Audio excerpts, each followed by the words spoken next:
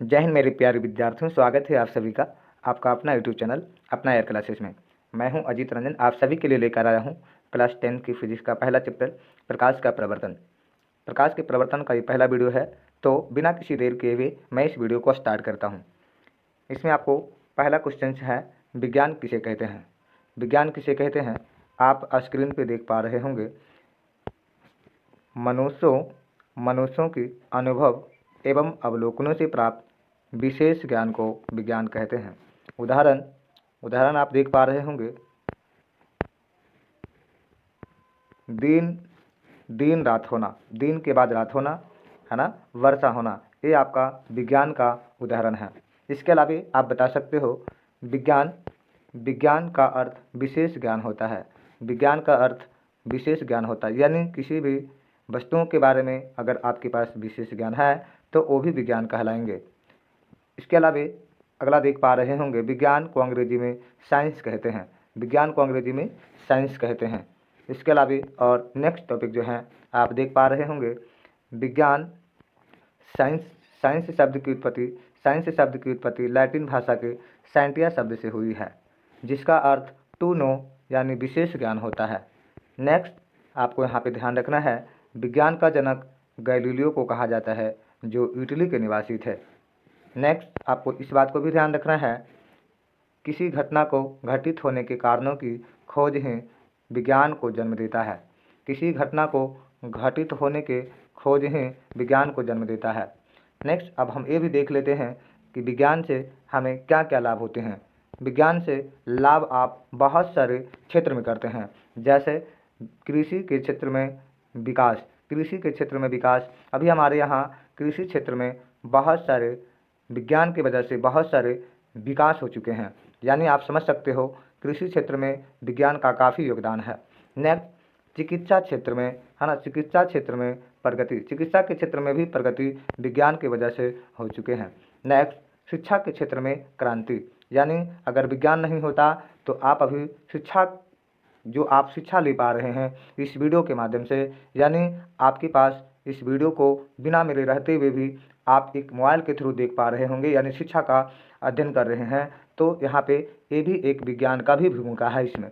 Next यातायात एवं संचार के साधनों का विकास, है ना, वो भी विज्ञान के लाभ ही हैं। नेक्स्ट अंतरिक्ष का ज्ञान विज्ञान की वजह से ही हो पाया, है ना, अंतरिक्ष का ज्ञान भी विज्ञान की वजह से ही हो पाया है। नेक्स्ट आप देख पा रहे होंगे, भौतिक विज्ञान किसे कहते हैं। भौतिक विज्ञान किसे कहते हैं, ध्यान देने वाली बात यह है, इसमें आपको पूछा तो नहीं जाता, बट आपको कुछ बेसिक चीज़ें मैं आपको क्लियर करा देना चाहता हूँ। भौतिक विज्ञान किसे कहते हैं, ध्यान रखने की बात यह है ना, विज्ञान की वह शाखा जिसके अंतर्गत प्रकृति एवं प्राकृतिक में होने वाली घटनाओं का अध्ययन किया जाता है, उसे भौतिक विज्ञान कहते हैं। जैसे मौसम का बदलना, बादलों का बनना, तारे टिमटिमाना आदि, ये हमारे भौतिक विज्ञान का कारण है। नेक्स्ट आप समझ सकते हैं, भौतिक विज्ञान को अंग्रेजी में फिजिक्स कहते हैं। भौतिक विज्ञान को अंग्रेजी में फिजिक्स कहा जाता है। नेक्स्ट फिजिक्स शब्द की उत्पत्ति ग्रीक भाषा के फिजिक्स शब्द से हुआ है, जिसका अर्थ नेचर यानी प्रकृति होता है। नेक्स्ट फिजिक्स का जनक सर आइजक न्यूटन को कहते हैं, जो इंग्लैंड के रहने वाले थे। सर आइजक न्यूटन कहाँ के रहने वाले थे, इंग्लैंड के रहने वाले थे। नेक्स्ट आपको ध्यान देना है, अब हमारे मेन जो प्रकाश के प्रवर्तन चैप्टर है उससे रिलेटेड आपको प्रकाश के प्रवर्तन क्या है, हमारे चैप्टर का नाम है प्रकाश का प्रवर्तन। तो हम सबसे पहले जान लेते हैं कि आखिर प्रकाश क्या होता है। ध्यान देंगे, लिखा है आपका परिभाषा स्क्रीन पर दिखाई दे रहा होगा। प्रकाश वह भौतिक कारक है जिसकी सहायता से हम किसी वस्तुओं को देख पाते हैं, उसे प्रकाश कहेंगे, यानी प्रकाश की सहायता से हम किसी वस्तुओं को देख पाते हैं।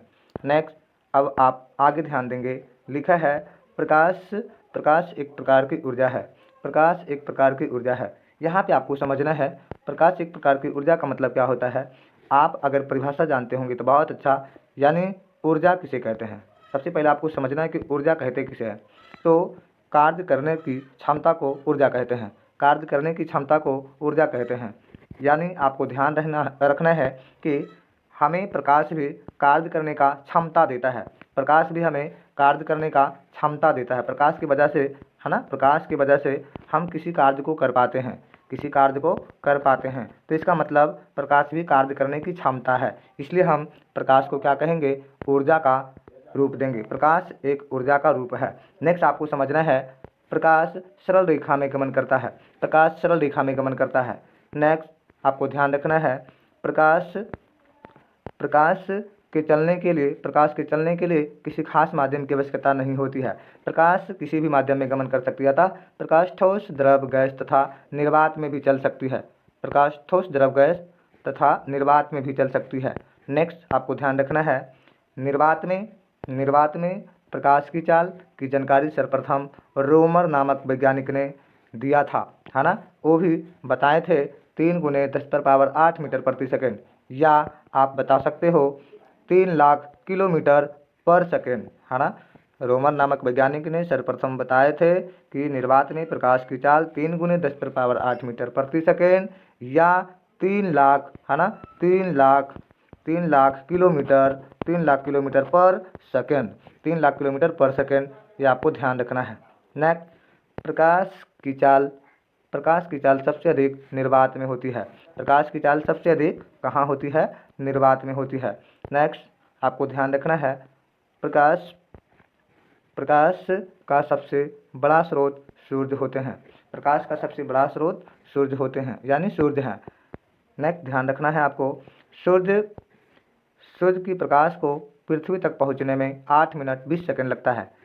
नेक्स्ट, प्रकाश एक विद्युत चुम्बकीय तरंग है। नेक्स्ट आपको ध्यान रखना है, प्रकाश की द्वैत प्रकृति होती है। प्रकाश की द्वैत प्रकृति होती है। पहला है कण प्रकृति और दूसरा है तरंग प्रकृति। यानी प्रकाश को हम दोनों रूप में देख सकते हैं। प्रकाश को हम कण भी बोल सकते हैं और प्रकाश को तरंग भी बोल सकते हैं। इसीलिए कहा जाता है प्रकाश की द्वैत प्रकृति होती है। ध्यान देंगे। अब आपको ध्यान रखना है कि निर्वात, जो मैंने आपको बताया, निर्वात से रिलेटेड चीज़ें मैंने आपको बताया था कि प्रकाश निर्वात में भी चल सकता है। आखिर निर्वात होता क्या है? तो ध्यान रखना है, वायु रहित स्थान को निर्वात कहते हैं। वायु रहित स्थान, जहाँ पे वायु भी नहीं हो, उस स्थान को हम क्या कहेंगे? निर्वात कहेंगे। नेक्स्ट आपको ध्यान रखने वाली बात ये है, विवर्तन। विवर्तन क्या होता है? इस परिभाषा को आप देख पा रहे होंगे। यदि प्रकाश के पथ में रखी अपारदर्शी वस्तु अत्यंत छोटी हो तो प्रकाश सरल रेखा में चलने के बजाय इसके किनारों पर मुड़ने की प्रवृत्ति दर्शाता है। इस प्रभाव को प्रकाश का विवर्तन कहते हैं। ध्यान रखना है कि जब कभी प्रकाश की किरणें किसी अपारदर्शी वस्तु, वो भी वस्तु अत्यंत छोटे हो, जब प्रकाश की किरणें किसी अत्यंत छोटी वस्तु, मान लो ये अत्यंत बहुत छोटा वस्तु है, जब इस पर प्रकाश की किरणें पड़ता है तो ये मुड़ने के बजाय क्या हो जाता है? थोड़ा सा टेढ़ हो जाता है। थोड़ा सा क्या किनारे से मुड़ने की प्रवृत्ति दर्शाता है, मतलब किनारे से मुड़ने की प्रवृत्ति दर्शाता है। इस घटना को हम क्या कहते हैं? इस घटना को हम कहेंगे विवर्तन। नेक्स्ट आपको ध्यान देना है, प्रकाश स्रोत किसे कहते हैं? ध्यान देंगे, प्रकाश स्रोत क्या होता है? आप इसका आंसर देख पाएंगे। प्रकाश स्रोत किसे कहते हैं? क्वेश्चन क्या था? प्रकाश स्रोत किसे कहते हैं? प्रकाश स्रोत, आखिर स्रोत क्या होता है? स्रोत क्या होता है? जैसे आप समझ सकते हैं, स्रोत यानी किसी व्यक्ति के कहते हुए सुने होंगे, इनकम का सोर्स यानी स्रोत, है ना। यानी आपकी जो कमाई होता है वो कहाँ से आता है। ठीक इसी प्रकार से प्रकाश जो है ना, प्रकाश किन किन चीज़ों से, इसका क्या स्रोत होता है? तो ध्यान देंगे, प्रकाश स्रोत जो होता है ना, किसे कहते हैं? इसका परिभाषा आप देख सकते हैं, जिस वस्तु से प्रकाश निकलता है उसे प्रकाश स्रोत कहा जाता है। जिस वस्तु से प्रकाश निकलता है उसे क्या कहते हैं? प्रकाश स्रोत कहते हैं। जिस वस्तु से प्रकाश निकलता है उसे प्रकाश स्रोत कहते हैं। जैसे यहाँ पे सूर्य हो गया, आपका जलती हुई बल्ब हो गया, टॉर्च हो गया, लालटेन हो गया, मोमबत्ती हो गया। कई एक एग्जाम्पल आप बता सकते हो। नेक्स्ट आपको ध्यान रखना, इसकी कुछ आपको प्रॉपर्टीज बताई जा रही है। प्रकाश स्रोत प्रकृति होती है और मानव निर्मित, यानी प्रॉपर्टी नहीं है। प्रकाश स्रोत जो है ना, 2 प्रकार के होते हैं। प्रकाश स्रोत कितने प्रकार का? 2 प्रकार का होता है। पहला आपको ध्यान रखना है, प्राकृतिक प्रकाश स्रोत किसे कहते हैं? वह प्रकाश स्रोत जो प्रकृति में उपलब्ध होते हैं। जैसे आप कहेंगे सूर्य, तारे तथा जुगनू, ये प्राकृतिक प्रकाश स्रोत हैं। नेक्स्ट आपको ध्यान रखना है, मानव निर्मित प्रकाश स्रोत किसे कहते हैं? मानव निर्मित प्रकाश स्रोत वह प्रकाश स्रोत जिसे मानव के द्वारा बनाया गया है। जैसे बिजली का जलता हुआ बल्ब, लालटेन, मोमबत्ती, है ना, टॉर्च इत्यादि, ये सब हमारे मानव निर्मित प्रकाश स्रोत कहलाता है।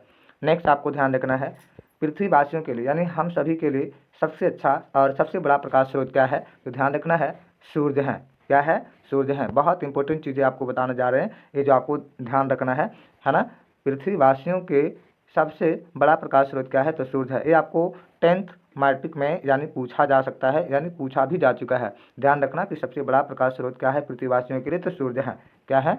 सूर्य है। नेक्स्ट आपको ध्यान रखना है, दीप्तिमान पदार्थ किसे कहते हैं। यानी अब हम बात करने वाले हैं कि दुनिया में जो भी पदार्थ हैं, यानी प्रकाश उत्सर्जित होने के आधार पर दुनिया में सभी पदार्थों को केवल और केवल दो भागों में बांटा गया है। पहला है दीप्तिमान पदार्थ और दूसरा है अदीप्त पदार्थ, है ना।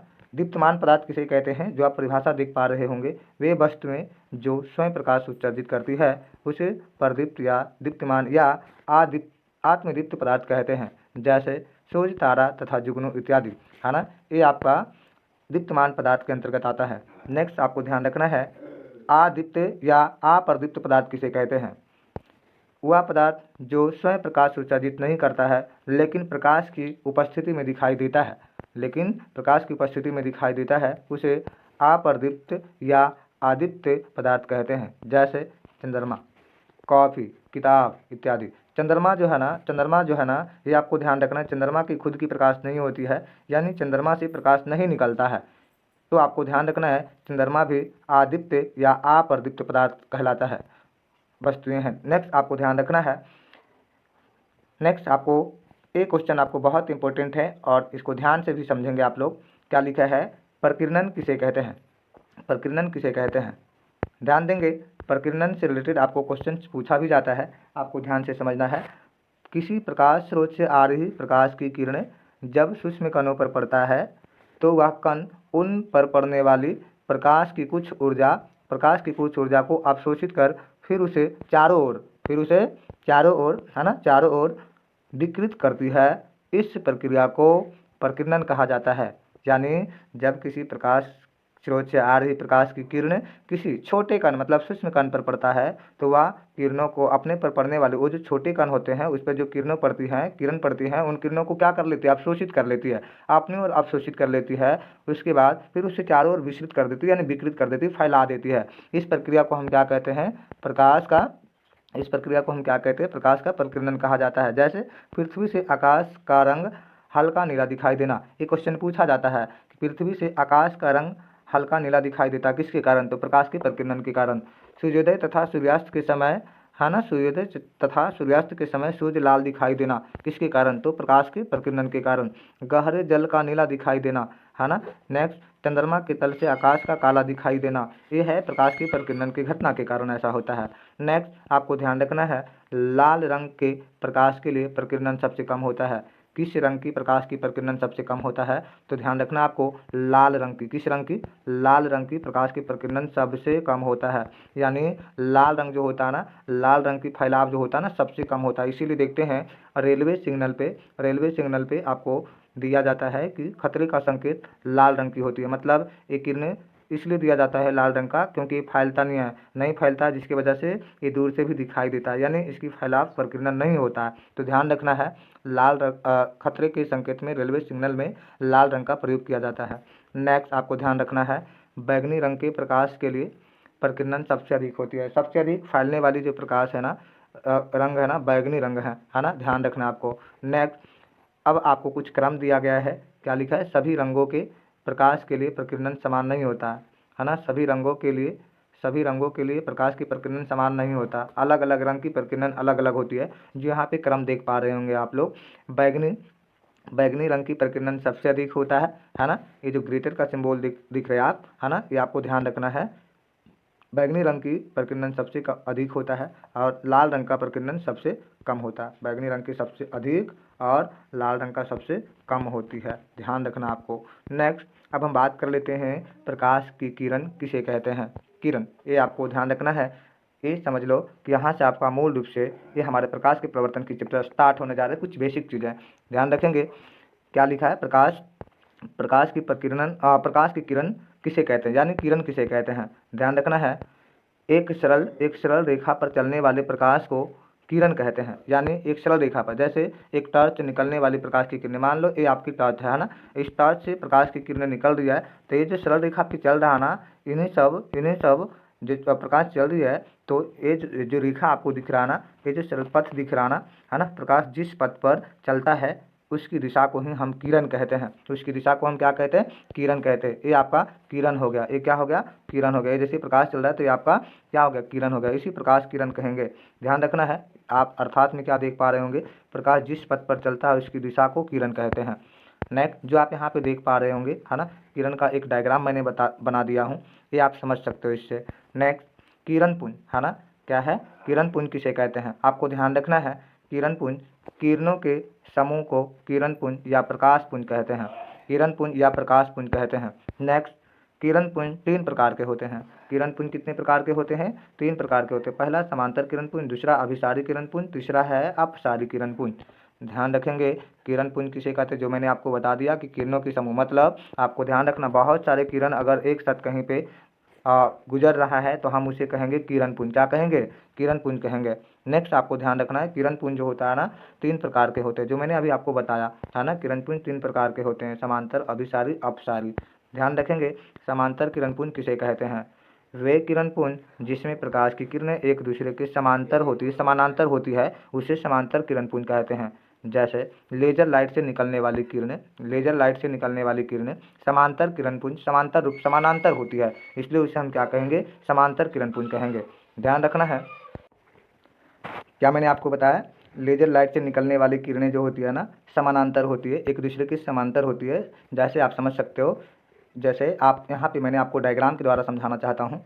जब लेजर लाइट से प्रकाश की किरणें निकलता, मान लो ये आपका लेजर लाइट है ना, ये लेजर लाइट है, इसी प्रकाश की किरणें जाता है तो हमेशा एक दूसरे के है ना, एक दूसरे के डिस्टेंस समान होती है, मतलब समानांतर होती है, इसलिए आप इसे समांतर किरण पुंज कहेंगे। यानी आपको ये भी ध्यान रखना है, सूर्य से आने वाली किरण समांतर किरण पुंज कहलाएगा। ऐसा क्यों? ध्यान दीजिएगा, इसका मैंने आपको यहाँ पे लिखाया है, बहुत अधिक दूर पर स्थित प्रकाश स्रोत से आने वाली किरण पुंज समांतर किरण पुंज माना जाता है। यानी जब बहुत दूर से प्रकाश की किरणें आ रहा है, बहुत दूर से अगर प्रकाश की किरणें आ रहा है, जैसे सूर्य बहुत दूर है हमसे, तो अगर बहुत दूर से प्रकाश की किरणें आता है तो उसे हम समांतर किरण पुंज मानेंगे, यानी समांतर किरण पुंज कहेंगे, है ना। तो ध्यान रखना है, सूर्य से आने वाली प्रकाश की किरणें जो हम तक पहुंच पाता है वो समांतर रूप में ही आता है, उसे हम समांतर किरण पुंज कहेंगे।